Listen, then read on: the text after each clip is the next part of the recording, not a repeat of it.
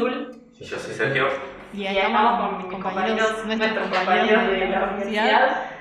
Hola, mi nombre es Melissa Presta, un gusto de estar acá. Y yo soy Sebastián Bergauer, agradecido y un gusto de estar acá con ustedes. Ay, perdón. Hoy vamos a hablar de lo que es el desmonte y un poco más específico en la zona del Chaco seco y el Chaco húmedo. Cuando hablamos de desmonte, hablamos cuando sacamos un gran porcentaje de la masa vegetal, y lo que implica es un cambio abrupto del ecosistema, implica también un desplazamiento tanto de lo que es sacar especies vegetales como desplazar todas las especies animales que están asociadas a esa vegetación. Y bueno. Lo que vamos a tratar, el tema de hoy, se centra principalmente en lo que es la región chaqueña, ¿sí? Lo que es el Gran Chaco argentino, que es toda una región del norte que comprende más o menos 5 provincias. El Chaco en sí ocupa parte de Brasil, Bolivia, Paraguay y Argentina. Y son aproximadamente unas 110 millones de hectáreas, de las cuales a Argentina pertenecen 67 millones de hectáreas. Entonces tenemos un porcentaje bastante grande de lo que es la región chaqueña, que presenta una variedad de ambientes bastante grandes, como bosques, arbustales, pastizales, sabanas, y bueno, toda una serie de animales que están asociados a ese tipo de vegetación y de ambientes relativamente áridos, digamos, pero que bueno, tienen unas precipitaciones un poquito más altas que lo que sería, por ejemplo, un monte. Así que bueno. Nuestros compañeros nos van a hablar, empiezan a hablar específicamente de la región de Córdoba, del monte Chaco, y se van a hablar de Chaco, especialmente de la provincia. Meli, ¿querés contar un poco? Bueno, a mí me gustaría contarte una historia sobre la provincia de Córdoba en relación a los desmontes. Comienza aproximadamente en el 1904. Casi toda la provincia estaba afectada. Casi toda la provincia era monte, y el monte específicamente no es un monte achaparrado como que el Río Negro o como hay en el sur de la provincia de Buenos Aires, sino intercalado con árboles y en relación con el espinal, que también en ese momento pasaba por la provincia de Córdoba, que ya casi no queda absolutamente nada más que algunos vestigios. Bueno, a medida que fue avanzando y se basó mucho el desarrollo de la provincia en utilizar esos árboles que había en ese monte, y actualmente queda el 2% contenido entre las sierras en el noroeste de la provincia de Córdoba, 2% del Monte Maduro. No fue solamente el hecho de un desmonte lo que estamos viendo acá, sino también lo que vino asociado, que son problemáticas ambientales y lo que tuvo que vivir la sociedad, que su sustento salía directamente de ese lugar.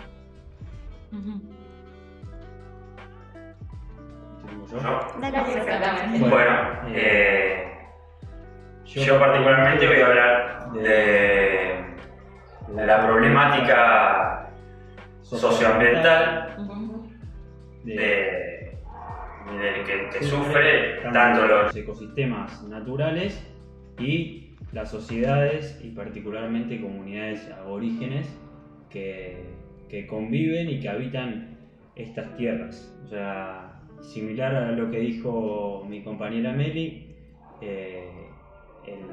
la parte del Gran Chaco argentino, ¿sí? la parte argentina del Gran Chaco americano, es un ambiente y comprende ecosistemas muy ricos en cuanto a diversidad de especies vegetales y animales, y relacionado y asociado a ello una diversidad muy grande también de comunidades, ¿sí? O sea, es un bosque con mucha gente, con un componente social y étnico riquísimo.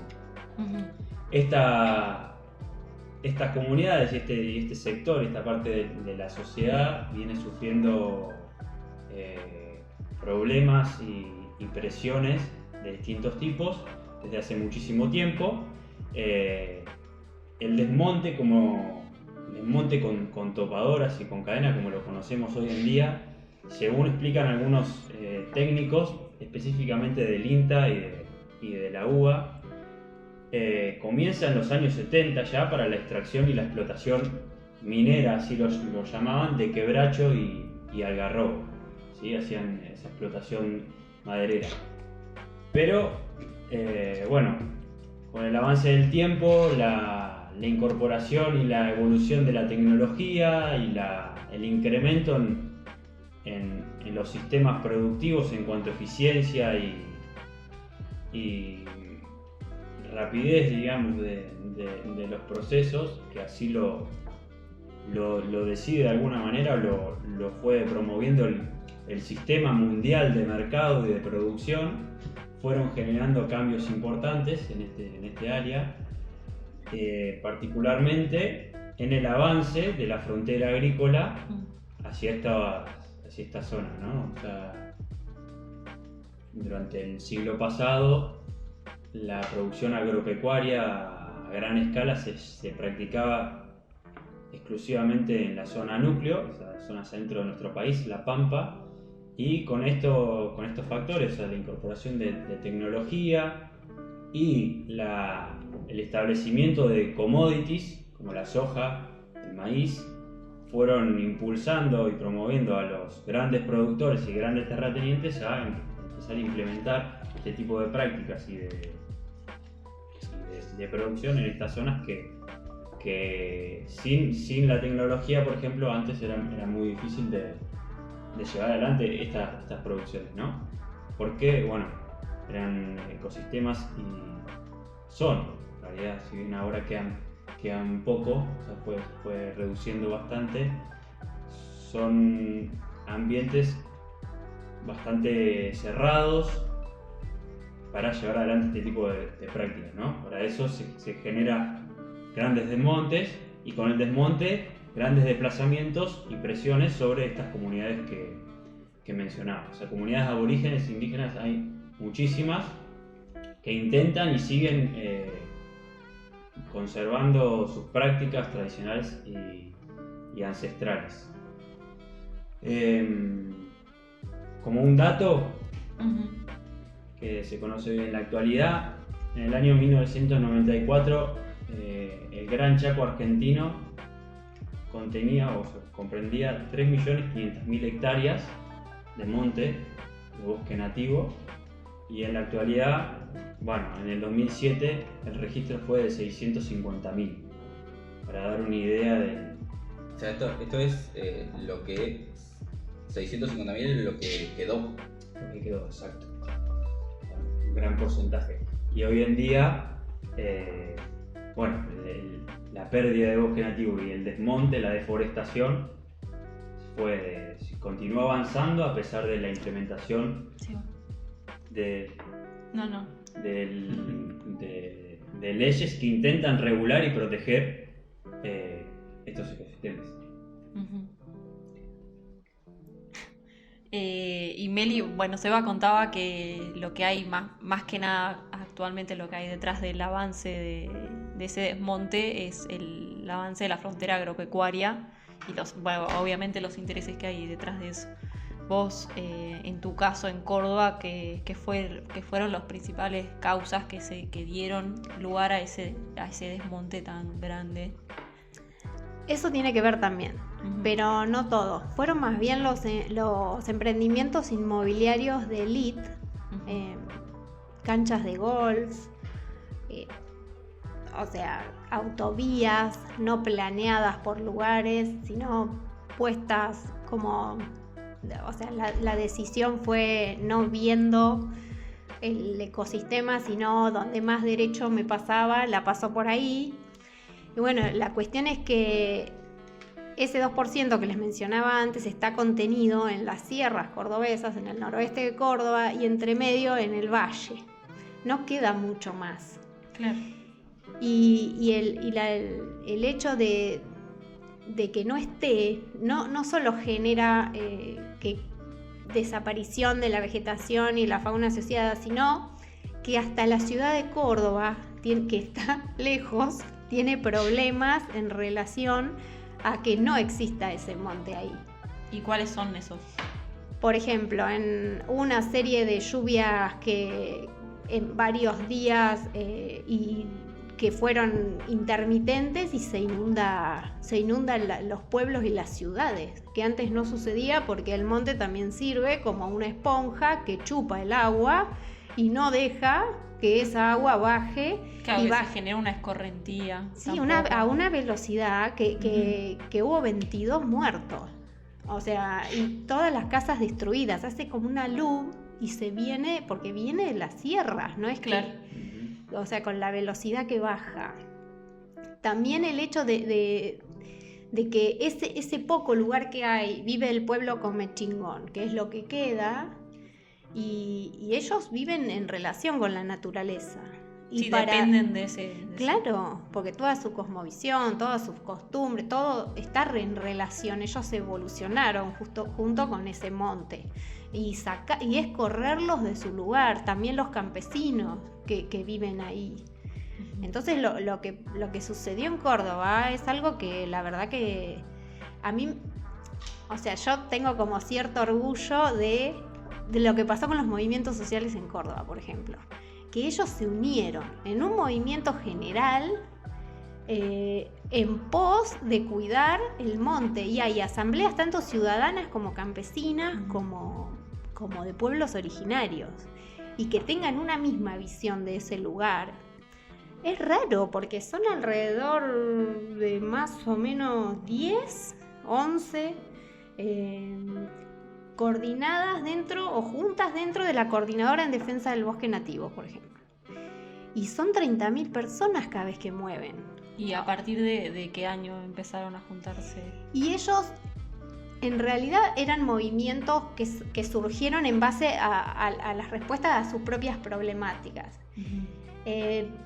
Viene la ley de bosques a nivel nacional, ahí empieza el ordenamiento territorial, Córdoba hace una ley, durante 2 años se trabaja en una ley participativa, en foros donde se tiene en cuenta todo lo que se hacía en el monte, cada uno aportaba yo hago esto, lo uso así, o sea, y cuando la presentan se la cambian toda en la legislatura y sale una ley a favor del desarrollismo, del complejo desarrollista. Entonces, ni siquiera Nación reconoce esa ley como viable para el ordenamiento territorial de bosques nativos. La ley de Córdoba. Actual de Córdoba, sí, porque vos con un plan de manejo, no sé si saben, pero la ley en el ordenamiento territorial de bosques sucede que vos tenés 3 categorías, rojo, amarillo y verde. En el verde vos podés utilizar ese lugar, podés hacer cambio de uso de suelo. En el amarillo con planes de manejo previamente aprobados, y en el rojo no podés hacer ningún cambio. Bueno, en la ley de Córdoba con el rojo y con un plan con una evaluación de impacto ambiental, con un estudio de impacto ambiental, vos podés modificar y utilizar, que te lo aprueban.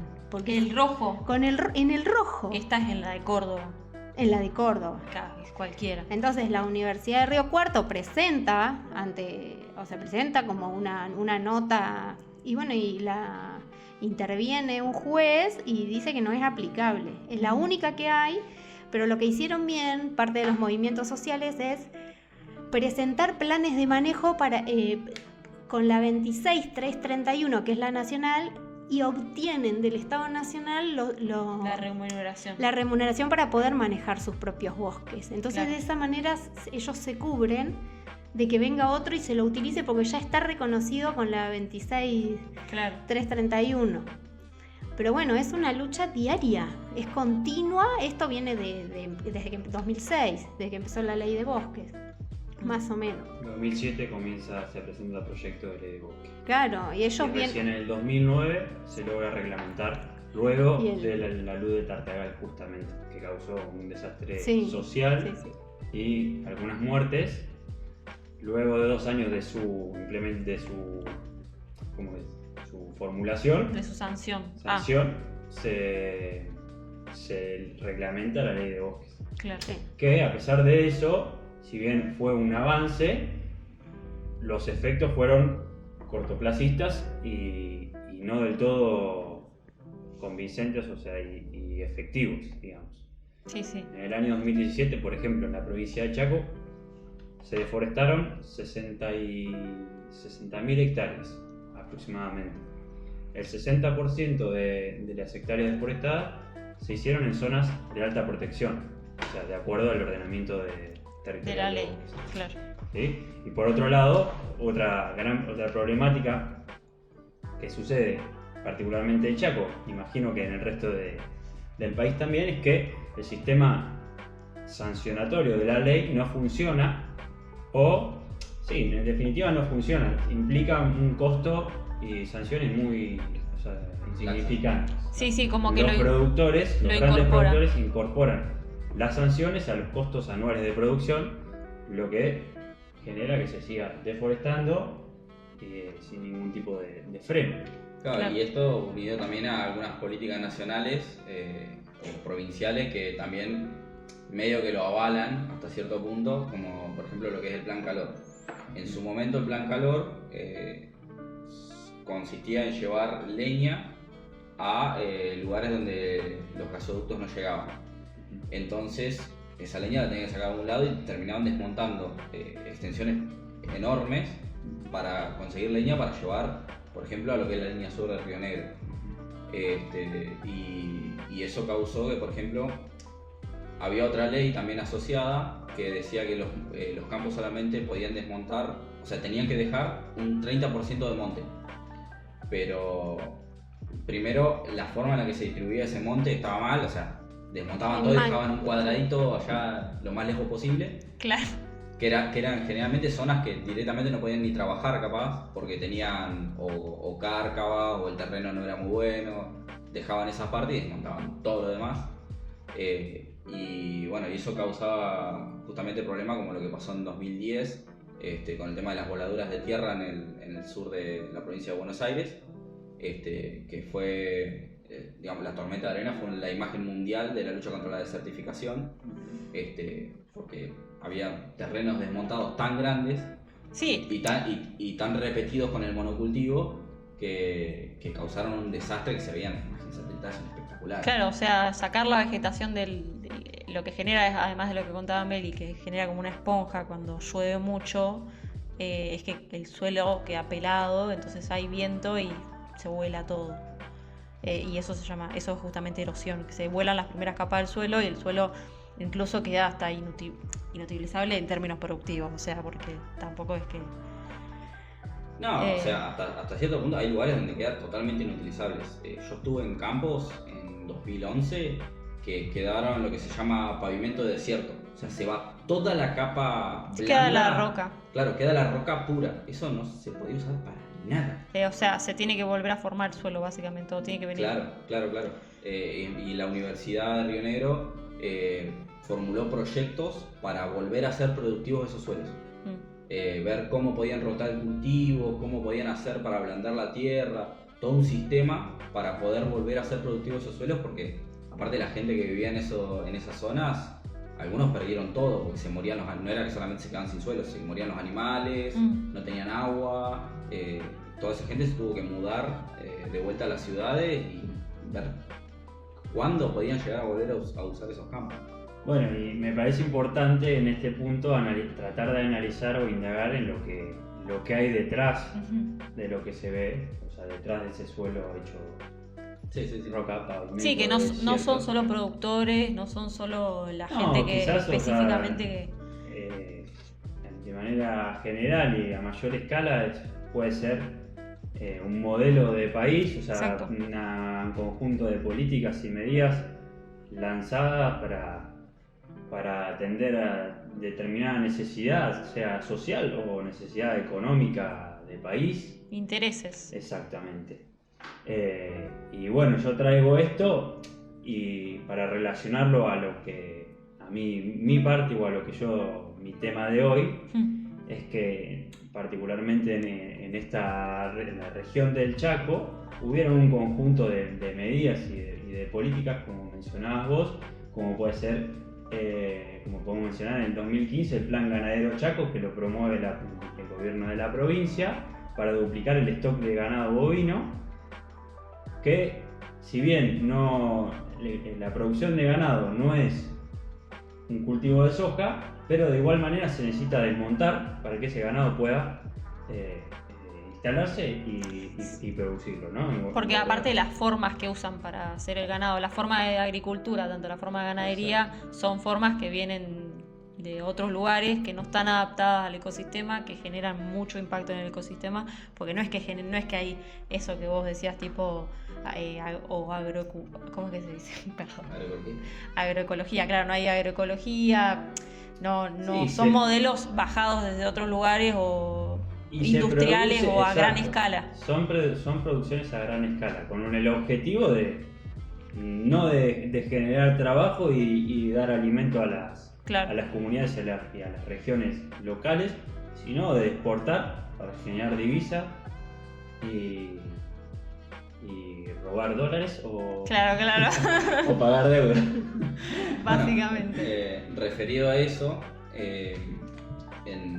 algo similar es lo que intentaron hacer acá en Río Negro en 2011, 2012, que fue el proyecto sojero, un proyecto sojero muy grande que en Argentina lo gestionaba una empresa que se llama Strong Energy. En China la empresa tiene otro nombre que no puedo ni pronunciar. Sí, no,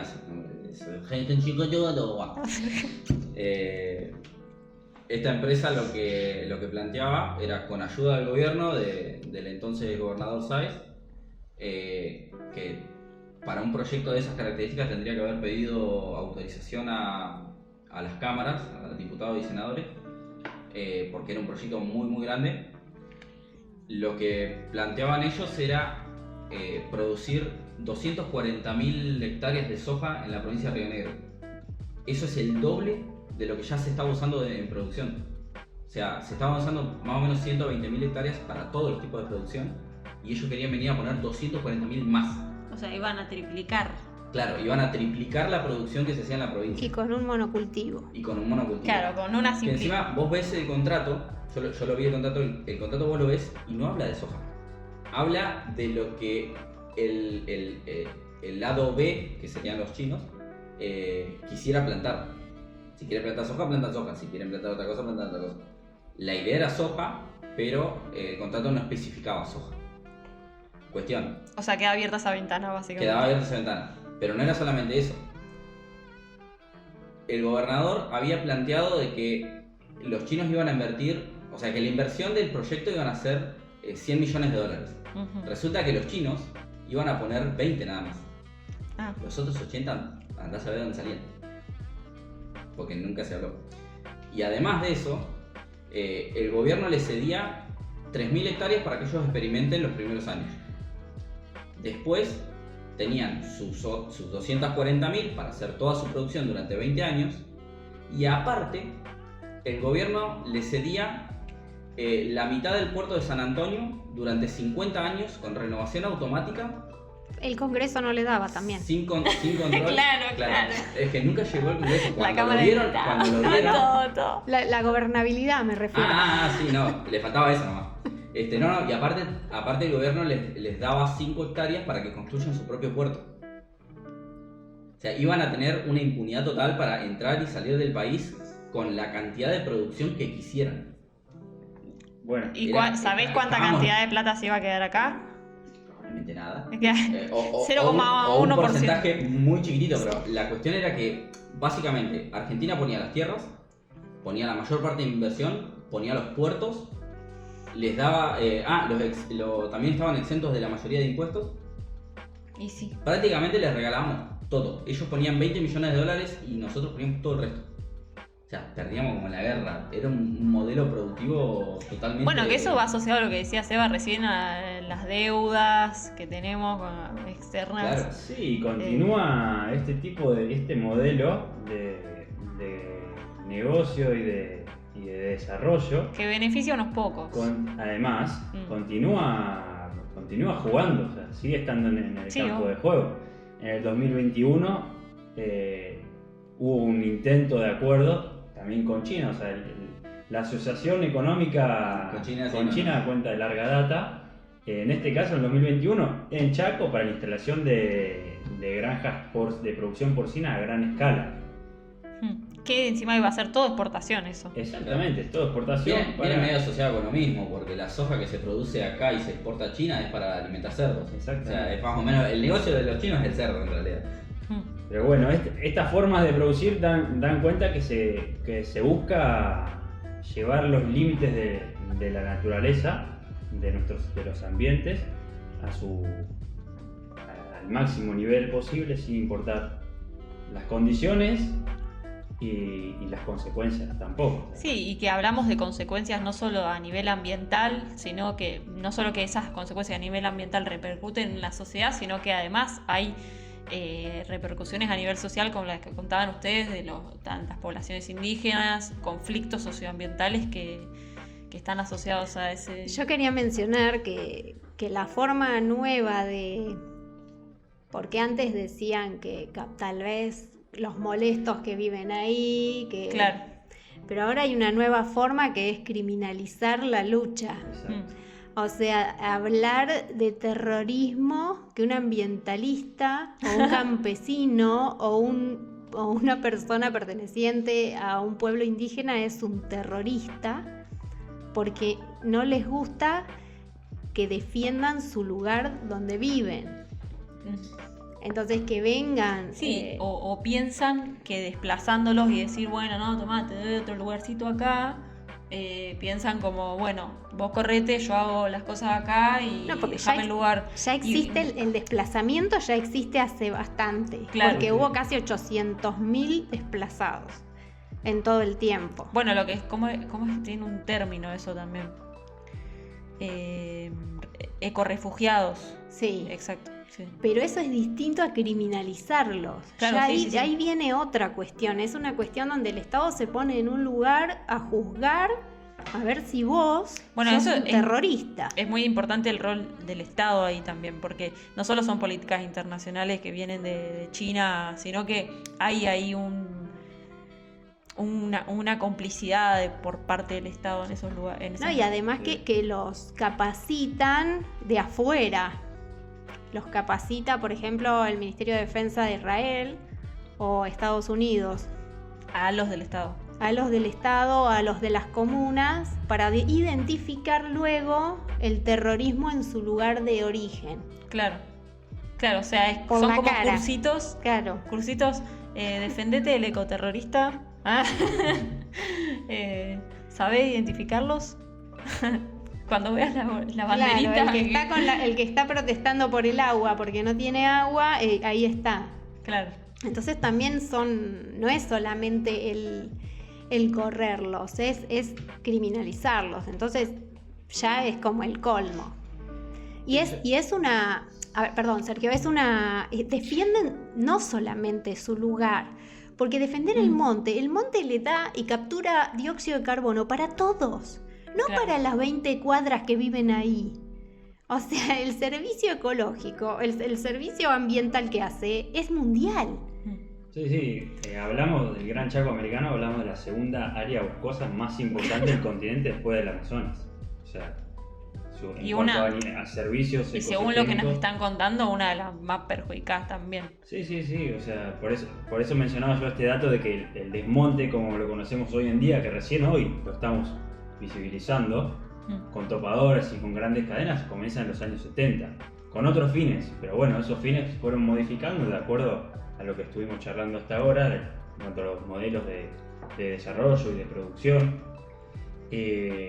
Pero bueno, nada, las consecuencias son estas, o sea, aparte de lo que hablaba Meli, la justificación de estas campañas y de estos intentos de criminalizar a los protestantes, a los defensores de la naturaleza y de sus recursos, es el título de propiedad, simplemente por eso. O sea, estas comunidades no tienen título de propiedad de sus tierras, sin embargo son personas y que habitan en esas tierras hace siglos. Ancestralmente, sí. Coevolucionaron con la naturaleza. Exactamente. Y sin embargo hoy en día están... Y además que no solo se pierde tipo biodiversidad, especies vegetales y todo, y genética obviamente, sino que se pierden, esto es lo que decíamos, conocimientos ancestrales que están asociados a ese monte, de comunidades que saben específicamente cómo relacionarse con ese monte, que tienen conocimiento sobre ese monte, que se pierden porque se desplaza todo, tipo comunidades. Sí. Hoy hay imágenes, se pueden ver imágenes de familias indígenas rodeadas de topadoras. monocultivo, Sí, también. topadoras. Sí, o sea, a ver, siguiendo con esto de este modelo productivo, esto viene, digamos, desde el 45, cuando se forma la ONU, digamos, la política era, el mundo tiene que crecer porque tenemos que reconstruir.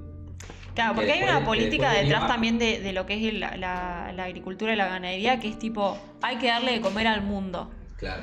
Pero, Y Argentina es el granero del mundo, entonces tenemos que producir más que el resto. claro, y no, bueno, sí, no, y además allá de eso es como que vos decís, es ilógico pensar que los impactos, los grandes impactos los tengamos a nivel local y los beneficios que tenga eso se lleven para, es lo que se llama como la deuda, ¿no? Es la deuda ecológica. La deuda ecológica, los beneficios lo tienen afuera y los impactos, mayores impactos los tenemos acá, a Claro, nivel local. lo que yo quería- Porque una cosa sería tipo que se desmonte acá y los beneficios los tengamos acá, es decir, se le dé de comer a gente que realmente lo necesita acá en nuestro país, los beneficios económicos los tengamos en nuestro país, a que se los lleven, o sea, sería totalmente diferente el panorama.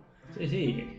Yo, perdón que te interrumpa. Hablamos de Chaco, una de las provincias con mayor tasa de desnutrición Claro, no. de Argentina Sí, y no. de pobreza.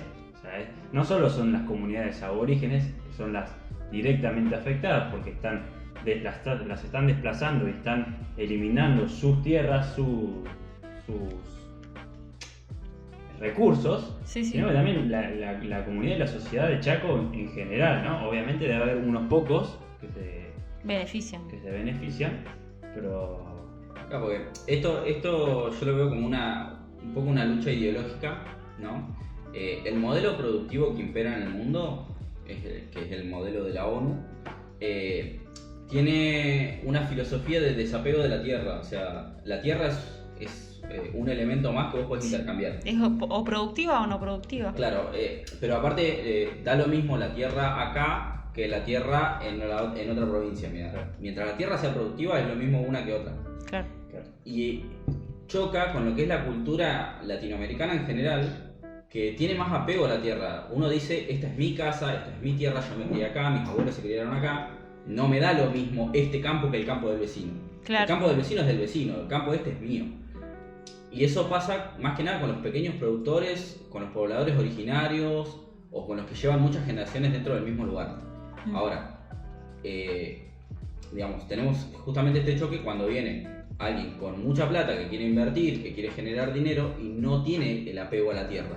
Claro. El que no tiene el apego a la tierra desmonta a lo bestia para producir la mayor cantidad posible, y el que tiene el apego a la tierra cuida un poquito más, hace rotación. Sí, porque sabe que sobrevive de esa misma tierra. Claro, O sea que... por ahí empieza a decir, che, voy a usar menos agroquímicos. Hoy bien está más abierto también a recibir información sobre prácticas más sustentables, o sea, no es como, bueno, lo que hablábamos la otra vez, me alquilo un campo, lo exploto a más no poder, total, después lo desalquilo y voy y me alquilo otro. Este tema de poder, digamos, alquilar los campos, Sí, es yo creo que es lo problema. peor que le puede llegar a pasar a un ecosistema, porque justamente el que alquila quiere sacar el beneficio a largo plazo. Tengo 5 o 10 años y en esos 5 o 10 años tengo que sacar todo lo posible. Después el que venga después, problema de ese. Claro. Y ahí es donde toda la sociedad se termina complicando porque pasa lo que pasó en el sur de Buenos Aires con las voladuras. Digamos, porque total yo en esos 5 o 6 años meto soja, meto cebolla, que chupan todos los nutrientes posibles del campo y después no vuelves. Bueno, pero ahora tal vez la gente no sepa, pero existen sistemas silvopastoriles, existen manejos holísticos. Entonces que se puede tratar de otra manera y no necesitas sacar lo que hay arriba para poder producir. O sea, no se simplifica tanto el ecosistema Claro. y no se hace lo que es el monocultivo, que es una sola especie, sino que se combinan especies como para que sea más ecológico, más sustentable y además... Y produce igual, y Claro. si innova, o sea, y si hay como pasa, que puede haber altas temperaturas con viento, no es igual el impacto en un suelo cubierto con su vegetación nativa en combinación con producción, que esté el campo pelado con una gramínea impuesta y que se tenga que soportar esa... Sí, gramínea, explica gramínea. La gramínea son los pastos. Claro. Así la vamos a decir, la Con unos gramínea pastitos pues, ahí, los yuyito. pastos puestos, no es lo mismo el sacudón que recibe cuando la vegetación ya está adaptada a los calores, al viento, o me pusieron acá y tengo que crecer con 300 milímetros de lluvia al año. Claro. Y no, el rendimiento es diferente. Bueno, una cosa que yo no entiendo es cuando levantan toda la vegetación nativa y implantan en lugares donde la humedad ambiental es muy baja, donde el clima no es seco, pero semiárido y no, o sea, si dejan el suelo desnudo, se vuela literalmente la materia orgánica y ese pasto que le pones después no tiene nutrientes para crecer. Entonces, combinando un poco, uno puede hacer una buena producción, tus vacas están a la sombra y no todo el día al sol, y vos no las tenés que vender porque no les podés dar de comer. Sí, me parece importante en este punto aclarar, por lo menos desde mi perspectiva, es que no estamos en contra, no somos no producción, no productivos. O sea, realmente hay que producir. Hay que cambiar las formas, los modos, las intensidades, las escalas. Hay que adecuarse un poquito más. Además, a las ver qué condiciones intereses locales. hay, Sí. a dónde va esa producción. Porque tampoco es como que vamos a decir, no produzcan, no desmonten, cáense de hambre. Porque es verdad también que cuando se produce hay una intención de también darle de comer a la gente, porque incluso hablábamos de eso, de que hay gente que sobrevive de lo que produce, pero la diferencia es tipo hacia dónde va esa producción, hacia dónde van esos beneficios. Sí, por eso hacíamos mención a esto. Y las formas, eso también. Sí, a estos tipos de acuerdos y con quiénes, ¿no? O sea, el hecho de hablar asociación y de acuerdos con un país como China, que ya creo que en general se sabe la demanda energética de materia y de materiales, así como también los residuos que genera este país, dan cuenta del tipo de negocio y del tipo de producción que se va a dar, ¿no? Diferentes es en esta zona, en Río Negro, que por ahora se han hecho intentos que no tienen que ver tanto con la agricultura, pero se han hecho intentos de proyectos económicos. Pero bueno, hoy en día, o sea, lo que se produce en estas tierras queda más o menos en esta región. Se hace un consumo y un circuito económico bastante regional. Sí. Además, o sea, yéndonos más a la...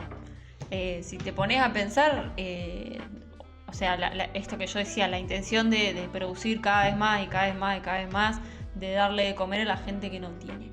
Y vos te pones a pensar y la gente que no tiene sigue sin tener, la gente que no come sigue sin comer, la gente que tiene más cada vez tiene más. Y esa situación de pobreza y de hambre se incrementa, se acentúa. Sí, claro, exacto. Porque incluso por eso lo que vos decías, o sea, desplazan a gente para producir y las desigualdades siguen siendo, o sea, siguen estando, se siguen atenuando incluso a nivel mundial. Entonces,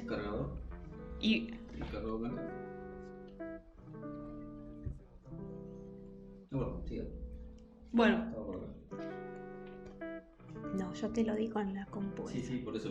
Vos lo que decíamos, vos vas a un restaurante, o sea, lo tenés en tus propias narices, vas a un restaurante, todo lo que sobra se tira, toda la comida que no se consume se tira, entonces hay realmente es para darle de comer a la gente que no come, o es para que vos tengas un poco más de plata en el bolsillo. Bueno, pero ahí deberíamos tener una buena discusión profunda en las relaciones de producción que tenemos actualmente y las que queremos, porque yo creo que la mayoría de la gente tiene familia, tiene hijos y tiene que dejar algo para el futuro. No podemos consumir todo ahora y no dejar nada. Para eso, no sé, no es, o sea, no es viable para una sociedad futura como nos estamos comportando ahora, nuestra manera de consumir y nuestra manera de producir. Que además, igual vos te pones a pensar y medio también desde tu lugar como vos como individuo, estás inserto en ese sistema, en este modelo, se podría decir, de que te incentivan a consumir, te incentivan te incentivan a ser productivo. Hay unos problemas con las luces. Problemitas técnicos, chiques. Ahí está, y volvieron. Es que... Y acá está nuestro centro de mesa, por cierto, la Micha. Que medio que si vos te querés salir, tenés que, o sea, totalmente, o querés decir, bueno... Hoy en día es muy difícil. Es muy difícil salirse de esa. Pero bueno, hay que encontrarlos. Claro, hay medios. que hacer lo que se llama como la transición, o sea, como decir, bueno, yo desde mi lugar puedo hacer esto y lo otro, que ayuda y bueno, además tener conocimiento y... Sí. Sebas no se ve. No. Informarse. Tal vez acercarse a preguntar, porque, por ejemplo, el INTA o las chacras experimentales son lugares técnicos de asesoramiento que están cerca en cada uno de los lugares. A veces uno no se ser un anima. poco más crítico en cuanto a lo que ya está impuesto, a lo que uno ya tiene dado como sistema social, como sistema de organización, sí, social básicamente, y de producción y de consumo y todo eso. Sí, socioeconómico. Claro, sí. Exacto.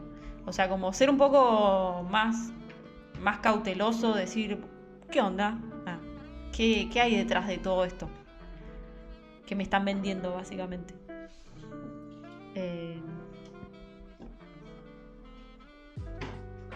¿Qué onda? Ya está igual, ¿no? ¿Ustedes tienen algo más para decir? No, yo creo que resumí todo. Sí. Bueno, ya estamos finalizando el capítulo. Un poco oscura. Se fue, sigue un poco oscura, la verdad. Se fue la luz, hubieron problemas técnicos. Pero bueno. Nada, esto es un poco para pensar, ¿no?